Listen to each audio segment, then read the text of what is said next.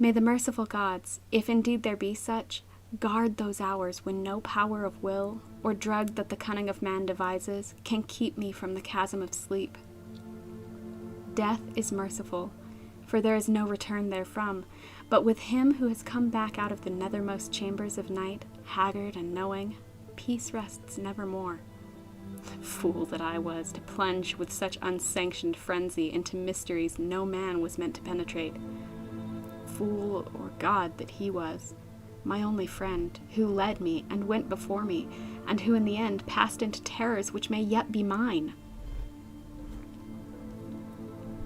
We met, I recall, in a railway station, where he was the center of a crowd of the vulgarly curious.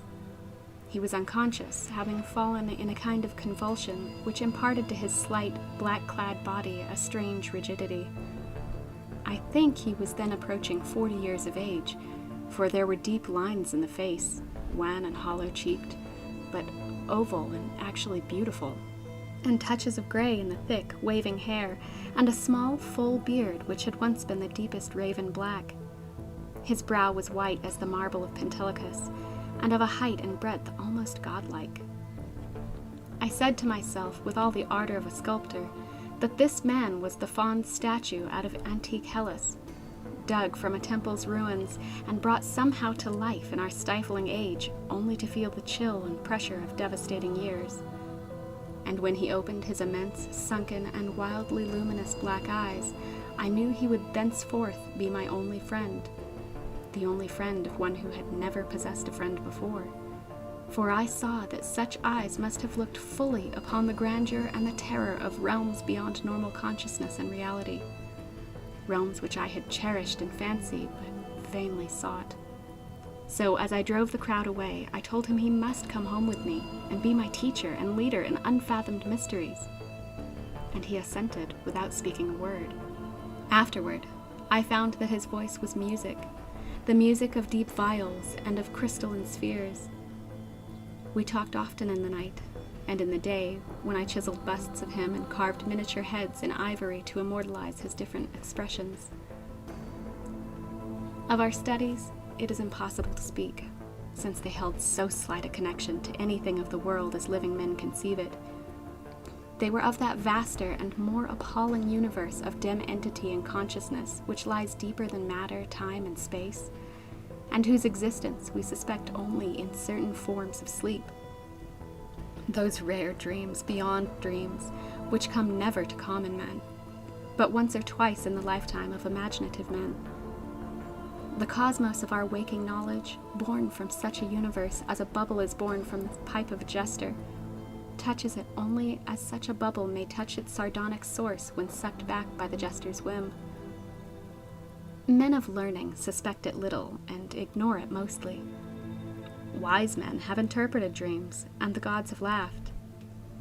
One man, with oriental eyes, has said that all time and space are relative, and men have laughed. But even that man with oriental eyes has done no more than suspect. I had wished and tried to do more than suspect, and my friend had tried and partly succeeded. Then we both tried together, and with exotic drugs courted terrible and forbidden dreams in the tower studio chamber of the old manor house in hoary Kent. Among the agonies of these after days is that chief of torments, inarticulateness. What I learned and saw in those hours of impious exploration can never be told, for want of symbols or suggestions in any language. I say this because from first to last our discoveries partook only of the nature of sensations, sensations correlated with no impression which the nervous system of normal humanity is capable of receiving.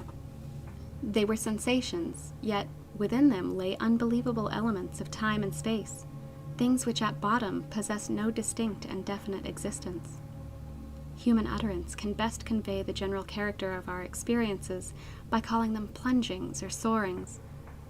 For in every period of revelation, some part of our minds broke boldly away from all that is real and present, rushing aerially along shocking, unlighted, and fear-haunted abysses, and occasionally tearing through certain well-marked and typical obstacles, describable only as viscous, uncouth clouds of vapors.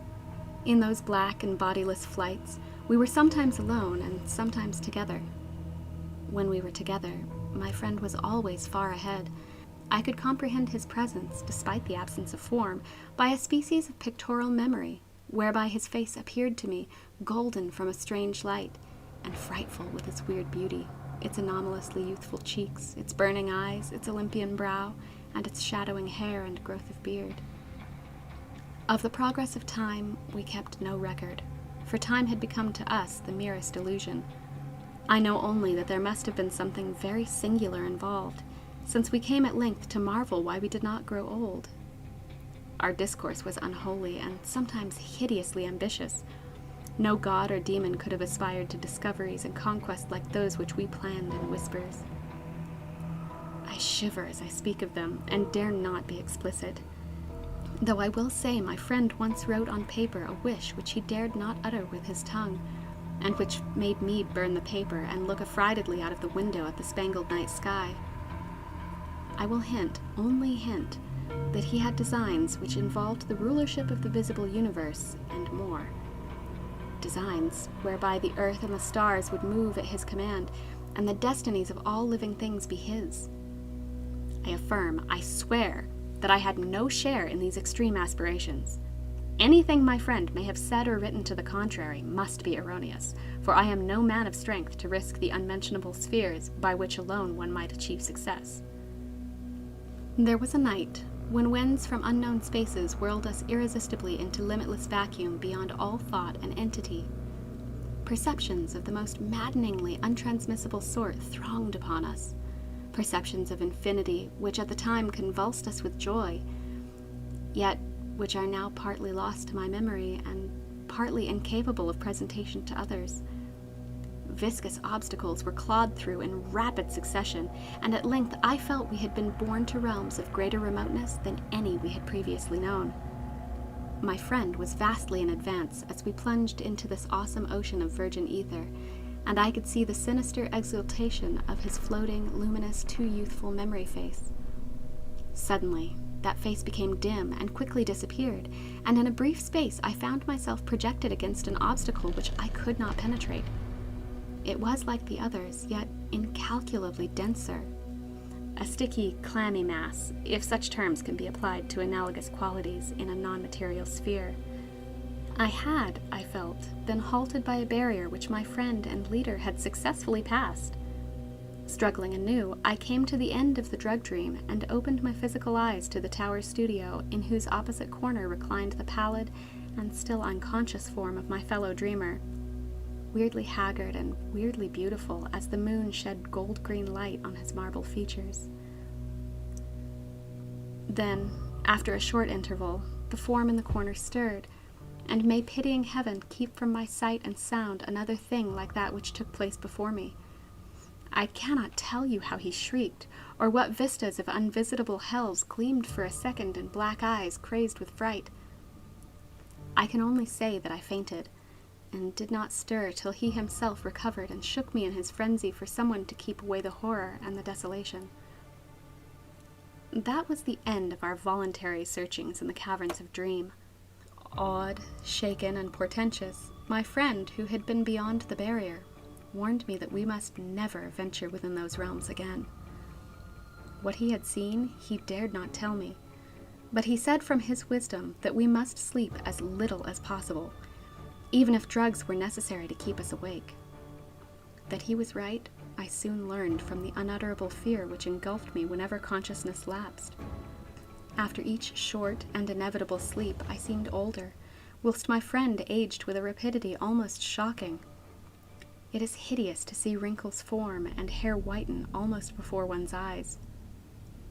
Our mode of life was now totally altered, heretofore a recluse, so far as I know, his true name and origin never having passed his lips. My friend now became frantic in his fear of solitude. At night he would not be alone, nor would the company of a few persons calm him. His sole relief was obtained in revelry of the most general and boisterous sort, so that few assemblings of the young and gay were unknown to us. Our appearance and age seemed to excite in most cases a ridicule which I keenly resented, but which my friend considered a lesser evil than solitude. Especially was he afraid to be out of doors alone when the stars were shining, and if forced to this condition, he would often glance furtively at the sky as if hunted by some monstrous thing therein. He did not always glance at the same place in the sky. It seemed to be different place at different times. On spring evenings it would be low in the northeast. In the summer it would be nearly overhead. In the autumn it would be in the northwest. In winter it would be in the east, but mostly in the small hours of the morning. Midwinter evenings seemed the least dreadful to him. Only after 2 years did I connect this fear with anything in particular. But then I began to see that he must be looking at a special spot on the celestial vault, whose position at different times corresponded to the direction of his glance, a spot roughly marked by the constellation Corona Borealis. We now had a studio in London, never separating, but never discussing the days when we sought to plumb the mysteries of the unreal world. We were aged and weak from our drugs, dissipations, and nervous overstrain, and the thinning hair and beard of my friend had become snow white. Our freedom from long sleep was surprising, for seldom did we succumb more than an hour or two at a time to the shadow which had now grown so frightful a menace. Then came one January of fog and rain, when money ran low and drugs were hard to buy. My statues and ivory heads were all sold, and I had no means to purchase new materials, or energy to fashion them, even if I had possessed them. We suffered terribly, and on a certain night my friend sank into a deep-breathing sleep from which I could not awaken him. I can recall the scene now, the desolate, pitch-black garret studio under the eaves with the rain beating down, the ticking of our lone clock, the fancied ticking of our watches as they rested on the dressing table, the creaking of some swaying shutter in a remote part of the house, certain distant city noises muffled by fog and space, and, worst of all, the deep, steady, sinister breathing of my friend on the couch. A rhythmical breathing which seemed to measure moments of supernal fear and agony for his spirit as it wandered in spheres forbidden, unimagined, and hideously remote. The tension of my vigil became oppressive, and a wild train of trivial impressions and associations thronged through my almost unhinged mind. I heard a clock strike somewhere, not ours, for that was not a striking clock, and my morbid fancy found in this a new starting point for idle wanderings. Clocks, time, space, infinity, and then my fancy reverted to the locale as I reflected that even now, beyond the roof and the fog and the rain and the atmosphere, Corona Borealis was rising in the northeast. Corona Borealis, which my friend appeared to dread, and whose scintillant semicircle of stars must even now be glowing unseen through the measureless abysses of ether. All at once, my feverishly sensitive ears seemed to detect a new and wholly distinct component in the soft medley of drug-magnified sounds, a low and damnably insistent whine from very far away, droning, clamoring, mocking, calling from the northeast. But it was not that distant whine which robbed me of my faculties and set upon my soul such a seal of fright as may never in life be removed, not that which drew the shrieks and excited the convulsions which caused lodgers and police to break down the door. It was not what I heard, but what I saw. For in that dark, locked, shuttered, and curtained room there appeared from the black northeast corner a shaft of horrible red-gold light, a shaft which bore with it no glow to disperse the darkness, but which streamed only upon the recumbent head of the troubled sleeper, bringing out in hideous duplication the luminous and strangely youthful memory face as I had known it in dreams of abysmal space and unshackled time, when my friend had pushed beyond the barrier to those secret innermost and forbidden caverns of nightmare. And, as I looked, I beheld the head rise, the black, liquid, and deep-sunken eyes open in terror, and the thin, shadowed lips part as if for a scream too frightful to be uttered. There dwelt in that ghastly and flexible face, as it shone bodiless, luminous, and rejuvenated in the blackness, more of a stark, teeming, brain-shattering fear than all the rest of heaven and earth has ever revealed to me. No word was spoken amidst the distant sound that grew nearer and nearer, but as I followed the memory face's mad stare along that cursed shaft of light to its source, the source whence also the whining came, I too saw for an instant what it saw, and fell with ringing ears in that fit of shrieking epilepsy which brought the lodgers and the police. Never could I tell, try as I might, what it actually was that I saw, nor could the still face tell, for although it must have seen more than I did, it will never speak again. But always shall I guard against the mocking and insatiate Hypnos, the lord of sleep, against the night sky, and against the mad ambitions of knowledge and philosophy. Just what happened is unknown, for not only was my own mind unseated by the strange and hideous thing, but others were tainted with a forgetfulness that can mean nothing if not madness. They have said, I know not for what reason, that I never had a friend, but that art, philosophy, and insanity had filled all my tragic life. The lodgers and police on that night soothed me, and the doctor administered something to quiet me. Nor did anyone see what a nightmare event had taken place. My stricken friend moved them to no pity, but what they found on the couch in the studio made them give me a praise which sickened me, and now a fame which I spurn in despair as I sit for hours, bald, gray-bearded, shriveled, palsied, drug-crazed, and broken, adoring and praying to the object they found. For they deny that I sold the last of my statuary, and point with ecstasy at the thing which the shining shaft of light left cold, petrified, and unvocal.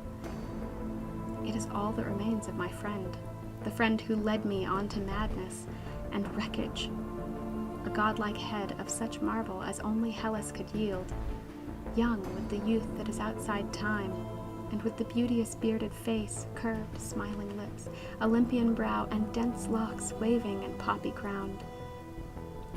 They say that haunting memory face is modeled from my own, as it was at 25, but upon the marble base is carven a single name in the letters of Attica: Hypnos.